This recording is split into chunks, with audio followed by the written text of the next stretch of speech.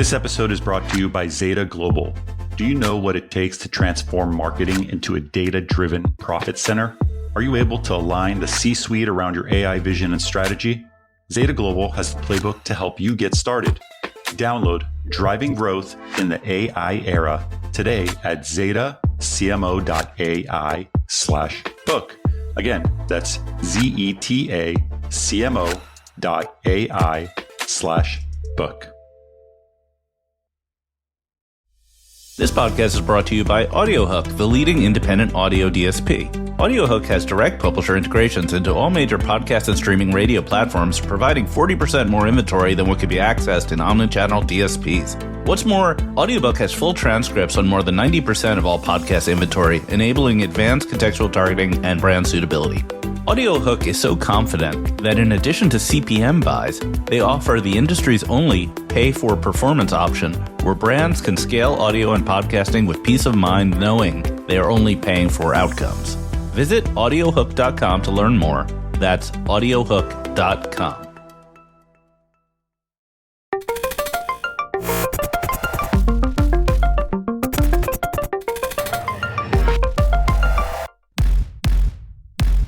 Welcome to the Marketecture Podcast. I'm Ari Paparo. I'm joined today by Eric Franchi and our special guest, Tony Katsur, who is the head of the IAB Tech Lab. Tony's been on the show before. Probably most people know who Tony is. We want to talk to him about the latest release called Trusted Server from the IAB. It's very early stage, a sort of a beta about letting publishers take things server side. And I think what was really interesting was the way it was positioned, which was sort of as a defense against Chrome, Safari, the W3C, and the whole group of folks who are taking control over publisher data and monetization from a position of strength without necessarily sort of caring about the advertising ecosystem. Eric, what do you think about this whole thing? Yeah, when the announcement came out, we covered it. I think it was just a couple of weeks ago on the pod, and we had more questions than answers about this. And then, to the extent that there was discussed some on the panel with Michael Sullivan at Marketecture Live, people are reading it and commenting on it and making some assumptions. So I can't wait to have Tony on just to really dive into it and help us understand what are the drivers around it. And it's pretty technical. So getting his perspective, because he's a very technical guy, would be, I think, super helpful. Yeah, this is going to be a pretty technical episode. Maybe listen to it on 1 speed instead of 1.5 so you can get all the details. We're also going to talk tariffs, unfortunately. We'll talk InfoSum, Spotify latest announcements, which I covered in my newsletter this week. And I just want to highlight AdTech Explained, which is part of the Marketecture family, is a really high-quality content newsletter. It typically goes out once a month, and the in-depth analyses take a while to put together. We're doing some guest posts, so it's coming out weekly nowadays. This isn't ad-supported. It's it's just really good content. And this week we had a UI walkthrough of the Amazon DSP put together by Vlad from Programmatic 101. So you should really subscribe if you don't. adtechexplained.com, free newsletter, very high signal to noise ratio. Okay, with that, let us dive right in with Tony Katsur. All right, Tony Katsur, thank you for being here. My pleasure. You joined the repeat guest club. We're starting to add up the number of people who've been on more than once. Is this like the SNL thing? Yeah. Where you get like the jacket and the number of years? Okay, great. Yeah. I think if you count the pre-recorded set from Marketecture Live, Mike O'Sullivan's in the lead. He's at 3, I think, or maybe even 4, because he's been on a couple times. He's been on, and then he was on a pre-recorded, or Chris Kane from Jounce maybe 3 times. So they're like probably tied. They're like the Tom Hanks of Marketecture. Yeah, Steve Martin, I was thinking, but yeah, I get your point. Okay, so WTF, like Trusted Server really hurt my brain a little bit, and the IAB Tech Lab released it as like, you're taking on the browsers, freedom for publishers. But what is it? Like, what is this thing? I mean, it's more than just taking on the browsers. I mean, that was the impetus for it, just as there is greater signal loss in the browsers. And it's not just signal loss in the browsers. If you look at the current proposals, whether it's Privacy Sandbox or what's getting proposed in the W3C, there's proposals where the browsers, in the name of privacy, will effectively take over attribution for the open web. And I just think that's really a bridge too far. I think attribution is a decision, how campaigns are attributed is a decision made between publishers and media buyers, whether that's the agency or the brand. Attribution is a very complex topic, and it is a cornerstone for all advertising, right? But not just digital, right? It's a cornerstone for traditional print, out of home, linear television. And, in our opinion, we think the browsers are overstepping their remit at this point where they're now getting into the attribution game. At least it's been proposed. So trusted server is basically us creating a fallback position. It's not a mandate to move everything server side, but how do we create some fallback position where publishers can still generate signal, which that signal thus powers other things like identity, attribution modeling, proper packaging of ad inventory to then pass out to the programmatic ecosystem or serve directly without any sort of browser involvement or infringement. But then as we started to go down this conceptually and build it out, we started to find there were a lot of other benefits. Much less tags on the page. So effectively working off of a single call on the page itself, and then pushing a lot of what happens on page today into a server-side model. Think of it as acting as like a packaging layer, this middle layer that then hands off to Prebid server to handle programmatic. But it can also work with your direct sold guaranteed buys. And what we found because of that, it also created a lot of performance improvements in terms of just how quickly the page renders. There's knock-on benefits to that as well when you're removing network calls off the page, you're removing more JS and just code from the page. The faster a page can render, that improves viewability scores. That'll knock up session times a bit. So we started to see all these other ancillary meaningful benefits for publishers. And third and last but not least, the way Trusted Server is implemented, it's done in the first party domain of the publisher. And we were like, wait a minute, there's an ad blocking play here where depending on where you get your ad blocking stats from, it's anywhere between 20 to 40%, again, depending on who your source of information is. And we were like, well, if we're basically delivering the ad packaged up within the DOM itself, it becomes very difficult to ad block. And, you and I chatted offline that, there's always going to be a nuclear arms race there of, if we find ways to mitigate ad blocking, the ad blockers will try and find ways around that. But it does kind of create the first stage and the ability for publishers to reclaim some of that ad blocked revenue because everything's being delivered under the first party domain of the publisher. So we saw all these other ancillary benefits as we kind of tested out this prototype and got water through the pipes. And we're like, this is just making more sense as we go through it beyond just the initial impetus of concerns about where the browser ecosystem is going, not just today, but, if you look at, the WebKit roadmap and what their plans are to do things like encrypt DNS and be judge, jury, and executioner potentially for third-party network calls, Yeah, okay, so let's just go with the dumbed-down version of it first. I don't think we could go to grandma level, not to insult grandmas, but this is too complicated for grandma. Let's just go with the basic level. Like if I didn't know how ad tech worked, we're talking about just switching JavaScript calls from the client to the server for the most part. It's like you go, instead of returning an HTML page that has a lot of JavaScript calls to all different companies, we're making a single call to our server and making all those calls server to server and then responding with a more rendered web page as fewer calls. Yeah, that's correct. And again, it's not a mandate to move everything server side, but as the industry, as I keep calling, needs to fall back to the server, this enables the ability to move more to server side. No, it's not all, because if you return, let's say you go server side and you request an ad from some third party and it has, let's say, a double verified tag in it. When you return that double verified tag to the page, to the web browser, it's going to make a client request to double verify. So you were not by any means moving everything to the server. As long as Double Verify or any other measurement company can continue to operate freely within the browser, yes. Right. So you're hinting at the fact that you think like the browser operators don't see that as a long-term opportunity. They're going to crack down on this. I have concerns. I hope for the best, but prepare for the worst.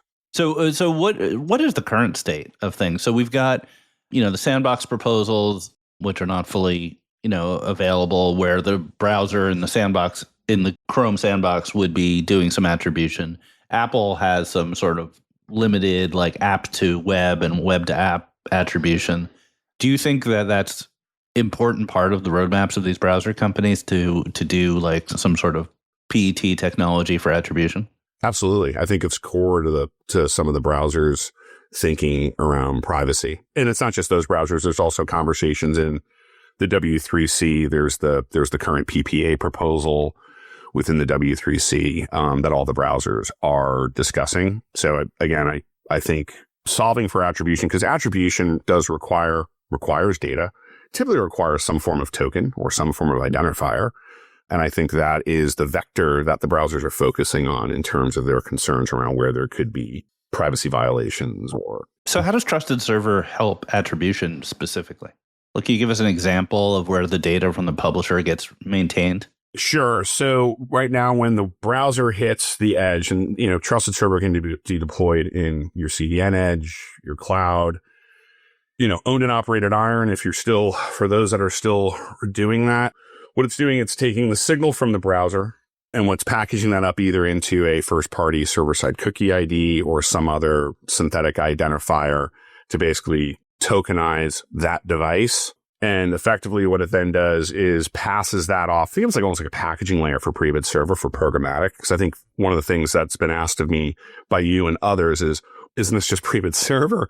And it's not actually. It's this middle layer that basically acts as this packaging layer to hand off to pre-bid server for programmatic, but it will also work with your direct sold. How it addresses attribution is by now having a persistent identifier on the publisher server side.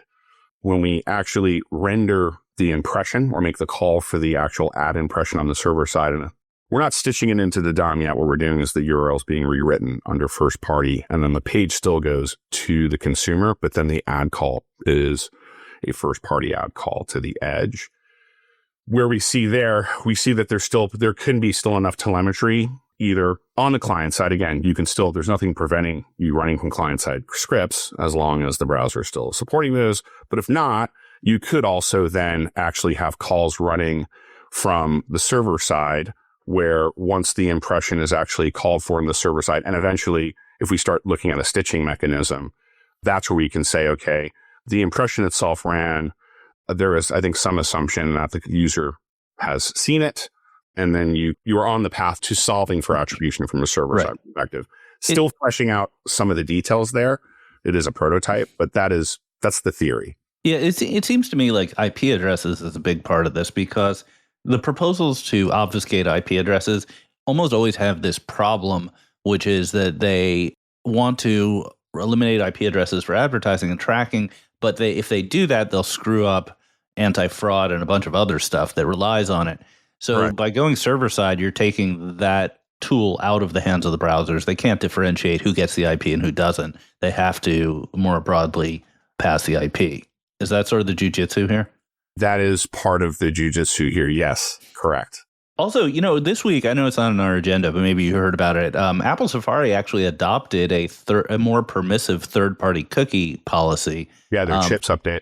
Chips. So is there any connection here between this and chips? No, we didn't foresee them announcing support for chips, which I think is a step in the right direction. Look, I mean, we're definitely supportive of them releasing chips.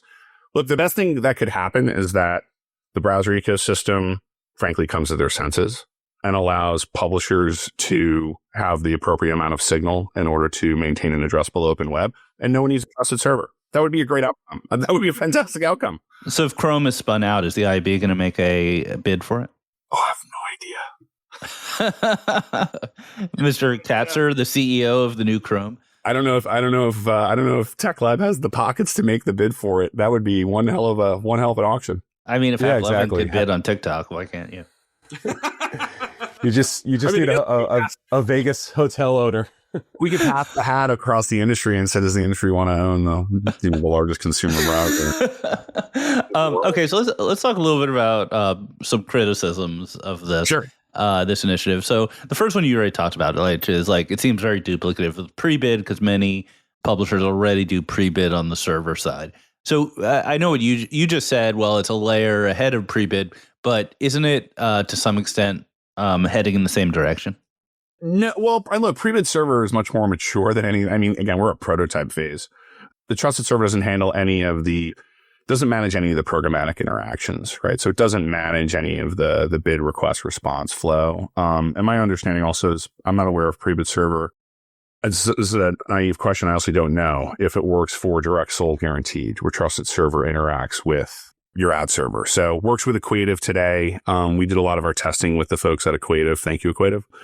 And we're talking to the folks at GAM to seek support for server-side ad calls for the web. So I don't believe Prebid Server does any of that. So it doesn't. So in that sense, it's not Prebid Server. And Prebid Server already has an established footprint, whether it's Golang or the more mature Java version. It's just easier for us just to sit in front of Prebid and hand off to something that's much more robust, well-developed, has been, already has deployments across the ecosystem. Can GAM do server-side? It can. So it's not a technical issue. Got it. I mean, GAM does server-side now for CTV. Back when you and I worked at DoubleClick, whenever a client asked us to do server-side, we would just want to vomit. Because the old DoubleClick was so dependent on cookies that doing server-side, we knew it would break something. We weren't even sure what. Yeah. Well, again, but that's the whole, you mentioned cookies, that's the whole point. Going from a third-party cookie to either a first-party server-side cookie or this synthetic ID, which the publisher wants, again, to write that first-party server-side cookie or create some other synthetic ID to federate with other partners. It's at the publisher discretion to do so. Right. So you brought up synthetic ID. So one of the criticisms, we'll talk about Mike O'Sullivan, one of the things he pointed out was that in your initial documentation, you have this function called create synthetic ID, and he waved the flag saying, this is just fingerprinting, boo, bad, we shouldn't do this, more or less. What's your thinking on that? I'd love someone to define fingerprinting. What's a fingerprint? That's the debate, and there's been calls for us to define fingerprinting. It's not something we're going to do. We've been asked by several companies to define it.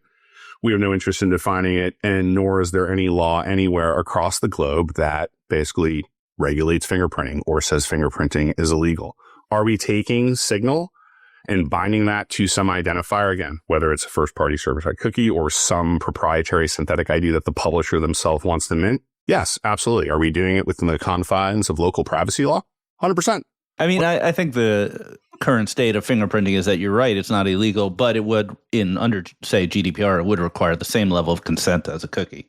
100%. We actually, if you go check out the GitHub repository, late last week, we checked in both server-side TCF and server-side Global Privacy Protocol, which has GPC, the Global Privacy Control, built into the Global Privacy Protocol. So we have built the consent frameworks into Trusted Server. I think we checked that code in last Thursday. Cool. The other thing that O'Sullivan was complaining about or criticizing, let's say, was transparency. And I think his point was, especially because he's coming from the perspective of Sincera, which made its business on understanding what was going on at the publisher level, that when you put things server-side, they become opaque, and the buyers just are getting bid requests with maybe IDs. They don't know where the IDs came from. There's no way to check. They're just IDs. They might be the synthetic IDs. So by having a client side, you get the transparency and you lose it when it goes server side. What's your thought on that criticism? One thing we are working on is, and we're surveying the industry, and we're actually looking for contributions on this, is how do we ensure integrity of what's happening server side? Because server side can be a black box. So that is something that we need to address to ensure that the buy side is comfortable with. You could easily ID spoof on the server side. You can easily impression spoof on the server side, right? For sure. That is a valid concern that we've had, is how do we ensure integrity of certain modules? We've got some suggestions. We don't have any resolution to that yet, but that is definitely something we need to work on before I think we can expect widespread adoption. But let's also kind of speak truth to power. It's not like being on the client side has created this great transparency in the ecosystem. I mean, we can probably go through myriad scandals in our ecosystem from a supply chain perspective. So it's not like client side is perfect. So I don't want to overstate, that moving the server side is all black box. We've had plenty of issues with everything being client side since the ecosystem. So kind of my last to close this out, who's this for? Is this for the massive publishers with big engineering teams, or can anyone who is currently participating in the ad ecosystem benefit from Trusted Server? It's a great question. We've asked ourselves that same question multiple times. I think for initial launch, we've had over 60 publishers globally reach out after the announcement. And they range from, massive ComScore top 25 media companies to mid to long tail sites. I think at inception, at launch, it's going to be for the media companies that have technical operations and engineering teams at launch. Moving forward, our vision for this was, if you are a smaller to mid-sized publisher, either you can partner with your SSP on this, and they can manage it for you. So it would still be hosted on perhaps your edge or your cloud deployment, but your SSP partner can effectively act as like general contractor to manage that. Or, the other interesting thing is, if you think of the Raptives, the Freestars, the Mediavines of the world, where they've got, an extensive mid and long tail publisher base, the ability for them to operate this on behalf of their publishers could really be a compelling kind of value they could bring to those pubs. And the ability then also, the beauty of the trusted server, what we've thought about is like putting identity at the server side. The publisher has total control of how they want to federate that, right? So there's also, it mitigates some data leakage issues. Whereas if you're working, again, if you are a Raptive, Freestar, Mediavine, one of those, if you want to create this kind of run of Raptive or this run of Freestar, this run of Mediavine, and have a persistent identifier across all of those sites, again, with your clients, aka your publisher's permission, I think that could be really powerful for that mid and long tail, where again, they don't have the resources to run something like this, but a Raptive does. Sure. So, well, this all gets solved if Jeff Bezos buys Chrome, or anyone with a commercial mind buys Chrome. Just don't let Chrome fall into the hands of the privacy fanatics. It's like my rallying call. We gotta liberate Chrome. Look, we have to find a realistic balance between consumer privacy and ad utility, and I think we have skewed heavily towards consumer privacy, and that I don't think that's necessarily a bad thing. I think the regulations that we're dealing with were wake-up calls to the ecosystem, which is a good thing.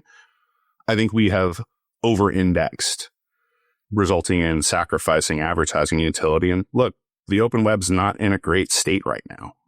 They're dealing with a lot of issues, whether it's the rise of LLMs and traffic declines, or, these privacy solutions that are, degrading signal to the web, and buyers pull dollars when they can't get good signal.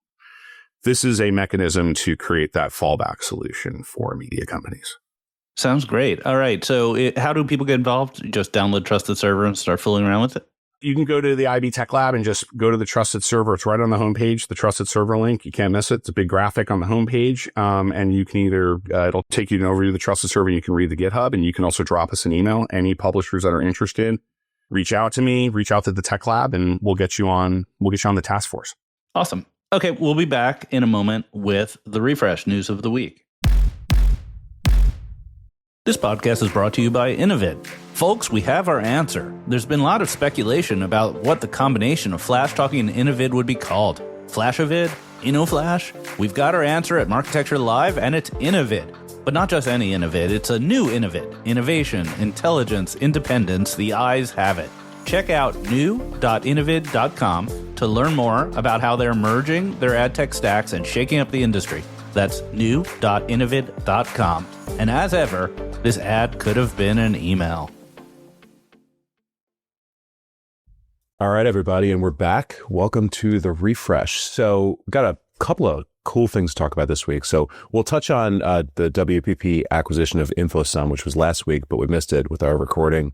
And then we've got a couple of big ad tech product announcements and a couple of big retail media announcements. But before we get into it, do we have to talk about tariffs? I think we do. I mean, it's more important than everything else we're talking about. I guess so, but it's just been such a whipsaw, right? Like, I mean, just as an example, so it's the beginning of a new quarter, so I do like this, quarterly update for Aperium's LPs, and I write, this letter on the quarter that was, and I had to like rewrite the tariff section 3 different times, and then as of yesterday, I'm like, I should take this thing out. It's the 90-day reprieve. I don't know what to do. I don't know. I think what's going on, Ari? I was going to try to buy a sewing machine so I could start like making my own socks, but the sewing machines are too expensive because they come from China, and so I'll just be unemployed. So go ahead. I don't know. I just know that if the economy goes down, advertising goes down. If advertising goes down, they're not going to advertise on the Marketecture podcast, and I'm just, of course, it's going to be bad for everybody. It's going to be bad for everybody. as of yesterday, so recording this on Thursday, April 10th, as of yesterday, the summary is, there's a 90-day pause on all tariffs with the exception of China, who has a 125% tariff rate. That seems bad. Yeah. What does that mean? What is the implications for China having this massive tariff? And let's assume the other stuff gets worked out with negotiations, and there's somewhat of a trade war between the U.S. and China. What implications does this have on advertising? It means that prices of goods are going to go up quite a bit, especially certain categories like apparel and lower end electronics and appliances. And as a result, when prices go up, demand will go down. So you will have reductions in revenue from many, many companies, different by sector. And that will mean less advertising and likely a recession, because when demand goes down, the economy goes into recession. The belief of the administration that this will cause a giant manufacturing boom, even if you believe that to be true, would take years. And it's unclear where we get the steel to build these factories since they're from China. So there's no way to sugarcoat that this is a good idea or a good plan. Or maybe it's a good idea with a bad plan, but it's certainly in the short term going to cause a lot of economic pain. Yeah, supply chains take decades to move, so it's not like we're going to move manufacturing back to the U.S. anytime soon. I think beyond just the Chinese trade war, I think just the whipsawing of the markets and the unpredictability that is Trump, I think is going to force us to a recession anyway. Markets like predictability, and this is without a doubt the most unpredictable administration the United States has seen in over 100 years, if not longer. So no one knows what he's going to do next. So who knows what tariff bomb he drops next week? We don't know. And I think while there was some recovery in the markets, I'm with Ari. I think even if the trade wars are put to rest in relatively short order, this is an unpredictable administration. Markets don't like that. Consumers don't like that. So I think no matter what, you're going to see a consumer pullback in terms of discretionary spending. Yeah, I mean, I think it's also interesting. You can do a little bit of an analysis on the big tech giants and who it hurts the most. Apple, clearly, most of the manufacturing in China, that's a real problem for Apple. Amazon, so much of its goods are made in China.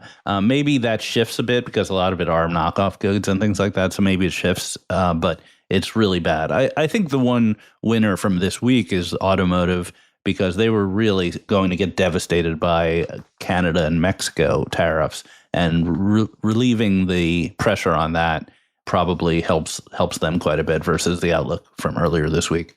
Yeah, they were the first stocks to just absolutely rip once the announcement came out in the afternoon. Yeah.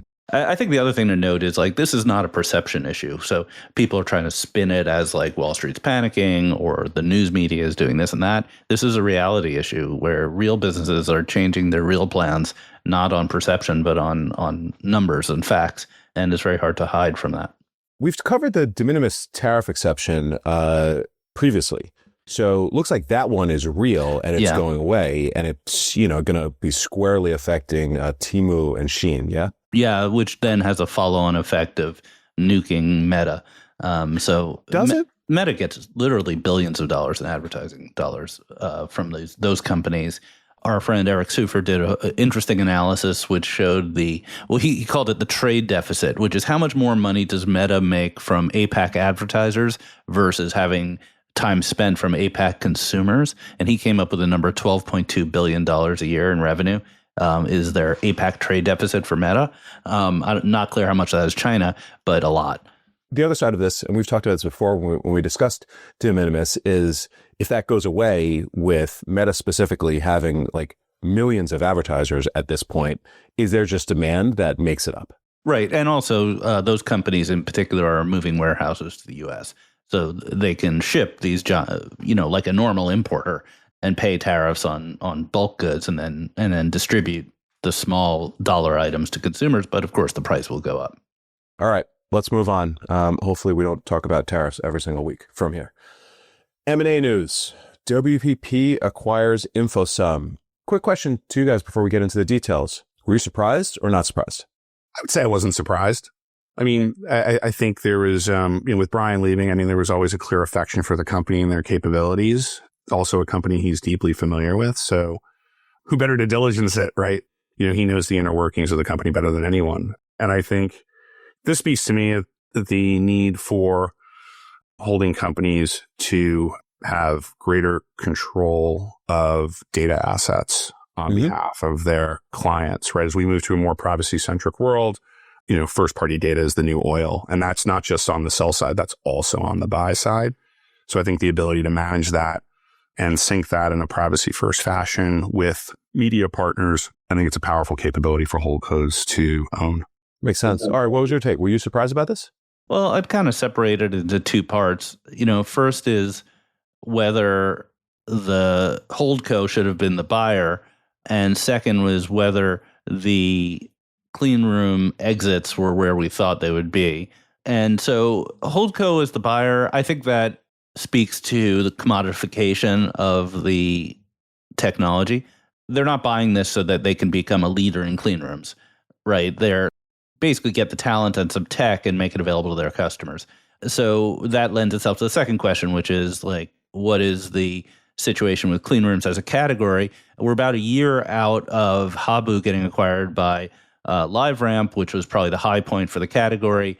I think that it's pretty clear that the juice wasn't worth the squeeze here, that adopting this new platform and putting either your media or your analysis or your partners through it was a big lift for a dubious benefit. And so I think that we can be very positive on PETs and think there's a really important part of our conversation in advertising without thinking that a standalone clean room makes a ton of sense.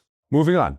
2 ad tech product announcements to note this week. So first is covered last week, Ari, again, epic write-up, worth us talking about this stuff the following week, which is the launch of Spotify's new ad exchange. So 2 things they're doing. So A, enabling programmatic buying of audio, video, display via TTD, DV360. And then B, their ads manager will have Gen AI tools to build creative, and particularly around audio. I think this is super cool and it's a no-brainer. So you've got a large platform with first-party login data. You've got a variety of ad formats. So probably a lot to like here. And I thought it was interesting that, so, Jeff Green rarely, posts about something. He promoted this. Michael Barrett never posts about anything. He posted on this. So I thought that was interesting.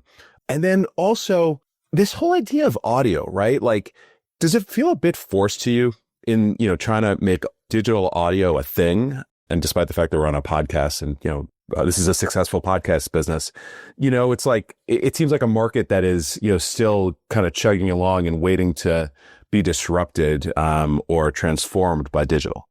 Well, there's a huge difference between time spent and ad spent. That's the first signal that audio is underutilized. With that said, Spotify has the challenge, which is that all the good customers pay for ad-free. So their business model lends itself against having a big ad business. With that said, a lot of people do listen to it for free. So then you have the second problem, which is that the advertisers generally don't have creative for audio. And that's where they introduce the AI stuff. So it's an interesting market. I think also it's not developed the way people had hoped. People had kind of hoped it would develop like CTV or web with like a lot of players and networks and stuff like that. But the reality is, especially for podcasts, like there's really only 3 games in town, YouTube, Apple, and Spotify. People like iHeart have a play, but they're pretty small compared to other media. So I think my analysis of this is Spotify is kind of taken the complex strategy and put it on the shelf, and they're going with the much simpler strategy, which is let's make money. Let's just like ramp up monetization on our owned and operated. People listen to it. Let's get the best ads through the best channels possible and see what we could do.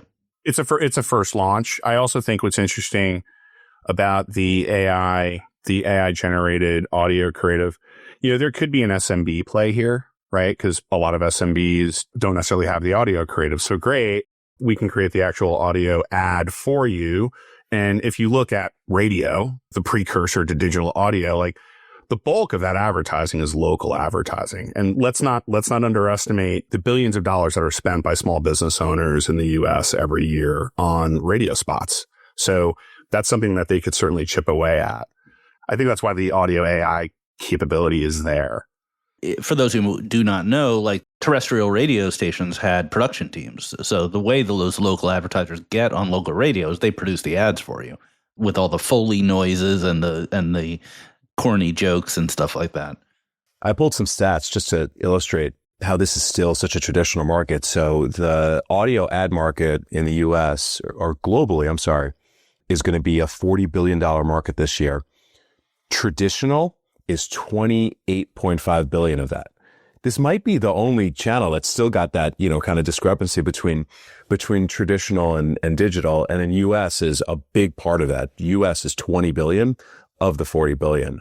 And maybe some of this, just kind of like thinking out loud with you guys, is there's just so many cars on the road that, are models that don't have the upgraded CarPlay and, Google's equivalent, let alone like Bluetooth. Bluetooth was really only enabled in the kind of like mid 2010s. So that might be a factor here. And that there's just like a lot of cars on the road. And that's where a lot of people listen to their audio.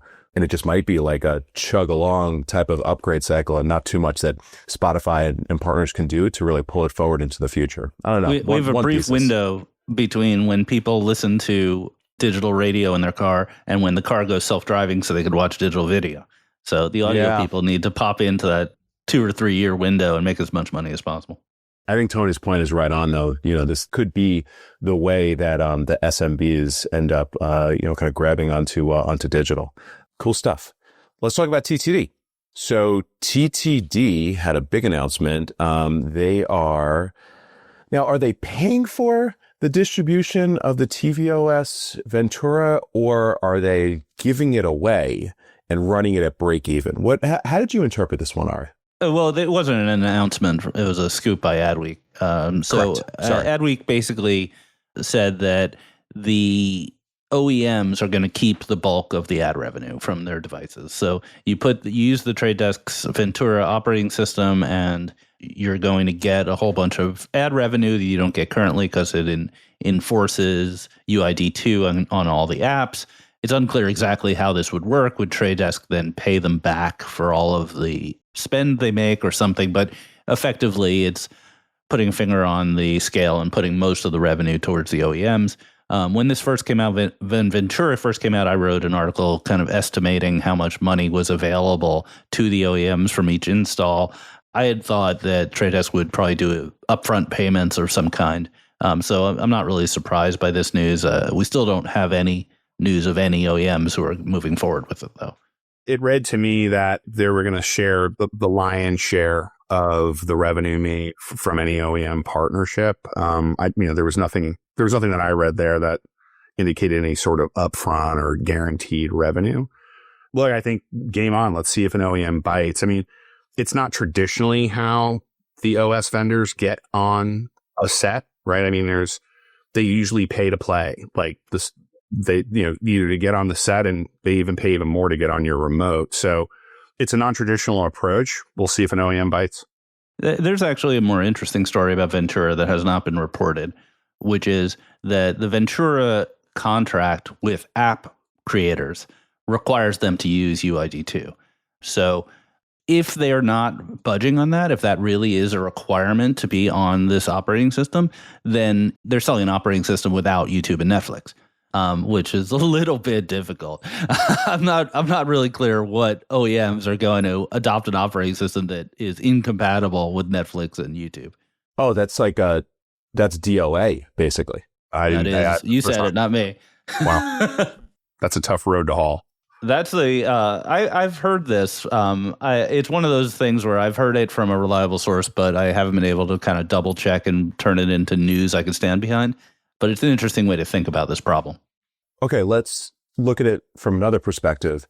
Let's say this is successful and they get wide adoption by the operating systems because they can just build a great ad business where there was none from the LSs.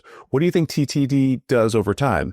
Do they just keep this and this becomes the way that UID gets distributed and they have, like a locked in inventory footprint?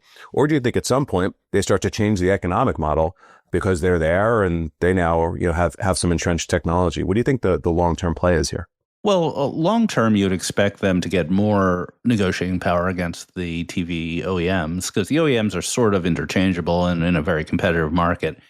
So if it got to the point where this was a proven business model that installing Ventura gave you more revenue and they're paying, the balance of power would shift to Trade Desk over time and they'd be able to reduce those payments.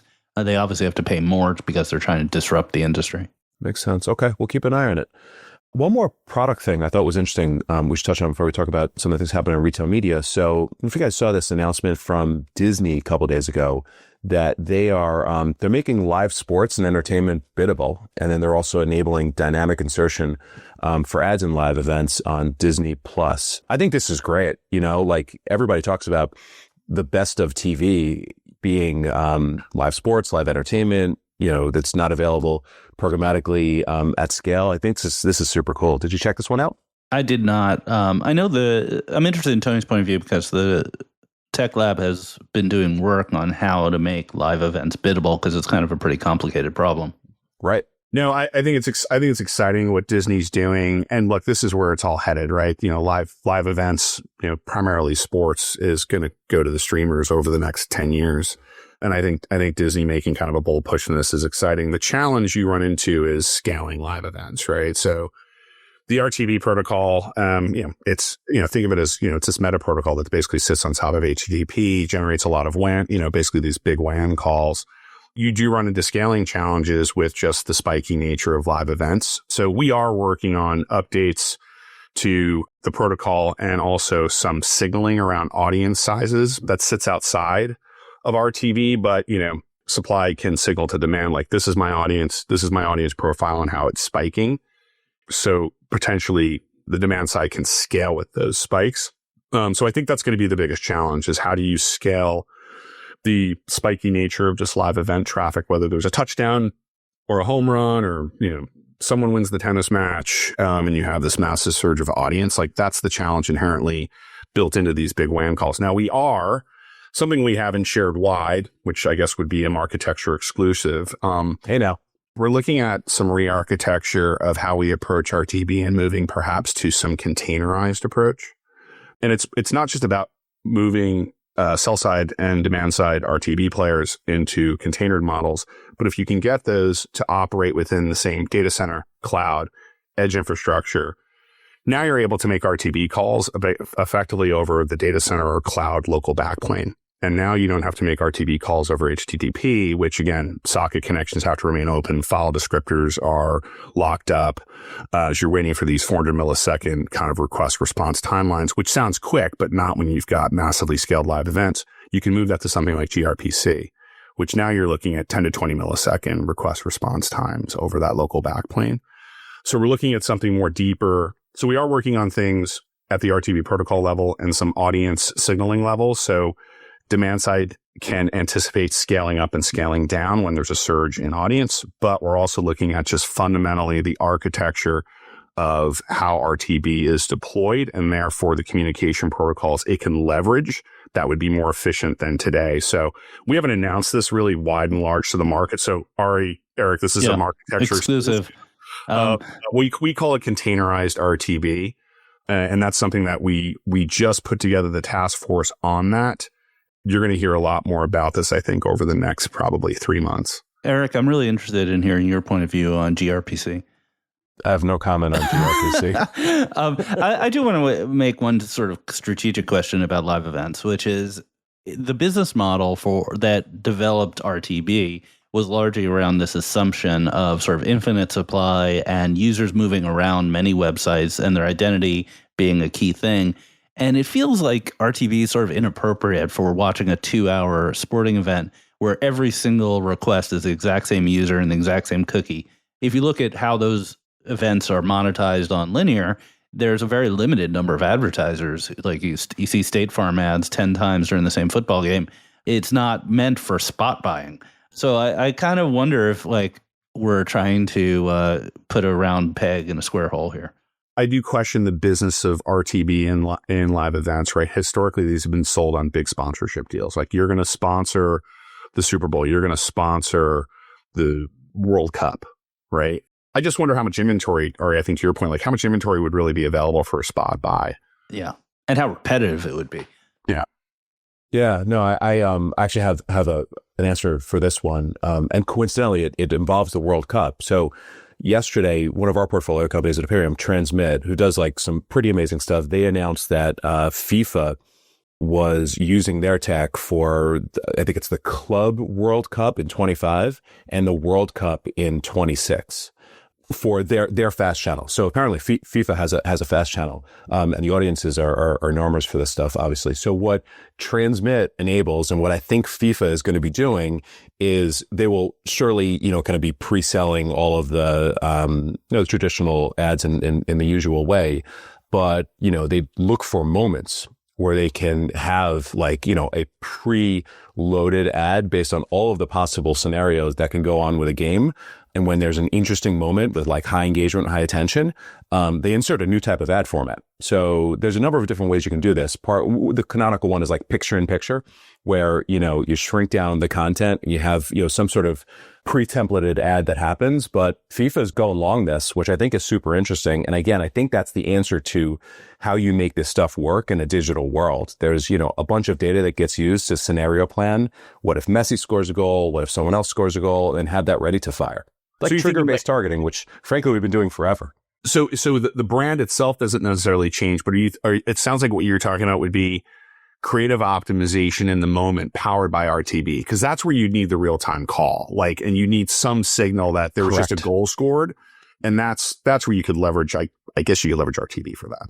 Yeah, that's exactly how they're doing it. Yeah, go ahead, Carter. Yeah, it's interesting, and it also could help replace like the local cable insertion that currently takes place, on a certain breaks. You could have something similar where those are spot bought because it's different pools of demand. Well, that's also an interesting point you bring up, Ari, that I just thought of as you said that. I think the disruption of a lot of the legacy television infrastructure as more things go to streaming, right? And you can do things real time and you can do things at the edge. Like, it's going to be interesting to see what happens to those software and hardware vendors as more things move to streaming. Yeah, certainly. Yeah. There's like a whole Lumascape of companies you've never heard of that are involved in linear TV. The NAB was this week in Vegas, and you go walk that that warehouse is filled with vendors that support all this stuff. And I see a future where not all those vendors will be needed. All right, let's move on. Let's talk about retail media a little bit before we call it a day. So another Adweek scoop. They're doing well this week. Walmart is asking for 25 to 50% increases in retail media spend from their suppliers, allegedly, according to Adweek. So according to the article, the apparent ask is 20% these days in terms of like year over year spend increase, which makes sense based on the growth rate of retail media. But some of the brands that Adweek spoke to, they're balking at this because they're not seeing the performance from Walmart that, justifies 25 to 50%. But given Walmart and the massive behemoth that they are in physical retail media, I think they've got like pretty good leverage, to say the least. What do you guys think? How can you say no? I mean, It's a tax. And brands have been saying this for a while, that the negotiations with Walmart and Amazon is just, you have this amount of goods for this price. Oh, and by the way, you're also paying this 100% margin advertising tax, and performance is discussed, but not a requirement for spending that amount of money. I mean, I guess we could say brands are somewhat beholden to, but to demand just some arbitrary increase without, the same performance on the other end, that's a pretty bold request. Let's tie this to tariffs for 1 second. There was a different story. There was a story this week that Albertsons had told all of its suppliers that it would not accept any price increases due to tariffs. Which is interesting because then that talk about a rock and a hard place. If you're importing the goods and you're paying the tariffs, what does Albertsons expect exactly? So that's a pretty interesting economic situation. That's a challenge. Yeah. I'd love to hear Walmart's take on this, because I would imagine that their retail media business is relatively nascent from a digital perspective. I also think they have an opportunity to, do something or more or a lot to drive performance increases. So we don't know exactly what they're doing. Yeah, I think that they would like the ads to be performant. I don't think there's any doubt about that. Like, everyone wants the retail media ads to be performant. I think the issue is that the spend amount can be negotiated separately from the performance amount because of the disparity in power between the two parties. All right, one more on the retail media front. This one's a little bit of a head scratcher. So Uber Eats, who has a great advertising business as part of the overall Uber ads business, is partnering with Instacart, who is the main competitor to Uber Eats, to sell ads on the platform. So Instacart has this Carrot ads platform that they use to sell to all of their advertisers. Apparently the tech is really good. Apparently they bring a bunch of CPG demand, and they're going to be working with Uber Eats to monetize Uber Eats and give an audience and reach extension to their advertisers. So the interesting dynamic here, if we go below the surface, is that Instacart is replacing Criteo for advertising on Uber Eats. And it was very intentional that on the press release, they noted that Criteo will keep the non-US business. It's just the US is moving to Instacart. So there's a lot there, right? Yeah, that's a lot. Yeah. So is Uber ads not doing grocery type ads anymore? They're only doing the sort of restaurant delivery type ads? What I read did not state whether or not they were handing over the keys to Instacart, but it kind of read that way. I'm sure somebody would reach out if there's a clarification needed. Doing individual SKUs is a really different business from doing, say, restaurant ordering and competing with DoorDash. So it's not surprising that those things can be decoupled, and that maybe Uber Eats or Uber in general had never built their own SKU-based system. It's news to me that Criteo had that business. And it seems like a very interesting deal to shift that business that way. Yeah, to your main competitor. This may be an issue of just kind of analyzing your vertical gaps, right? To Ari's point, like, I don't know if Uber Eats had a big grocery, SKU level business where Instacart does. So this may be, marriage of convenience. Let's cover off each other's kind of vertical gaps. Also in Uber news, it's also outside of our ad world. Uber's got a pretty big partnership with Waymo at this point, where recently Waymo launched in Austin, Texas. I think it's their third market. And there was a report that the adoption was much, much faster than it had been in the Bay Area or I guess Arizona. And part of that is attributed to the fact that it is exclusively repped by Uber. You don't need to download the Waymo app. So Uber is effectively hot swapping human drivers for robots without the capital investment. A fascinating company and fascinating partnership there. That makes a ton of sense. That's interesting. Yeah. It's also the power of distribution, right? Like you already have the Uber app. So Waymo just integrates into it and be like, we can get you a self-driver. Exactly. And we'll never get Waymo here in the Northeast because they can't handle snow. That's the real problem. Is that right? It's one of the big problems is that snow really confuses all the LiDAR, everything. The LiDAR and the cameras can't deal with snow. Oh, that's fascinating. Maybe they roll them out for half the year and they ship them elsewhere for half the year just because there's so much density up here. We'll see. We'll see how the cranky New Yorkers feel about the self-driving cars. It might be a little bit too much vandalism. Do you have to pay congestion pricing if it's a self-driving car? That's a good question. All right. So 3 cranky New Yorkers here giving their perspectives. I think that's a great time to call it a day. What do you think, guys? Yeah, let's call it. This is a great conversation. Tony, thanks for being here. Always. Thank you for the invite, Ari. Eric, it's always a pleasure to be on here and chat with you guys. Thanks, everybody. Thank you for subscribing to Marketecture. New interviews are added every week at marketecture.tv and your favorite podcasting app.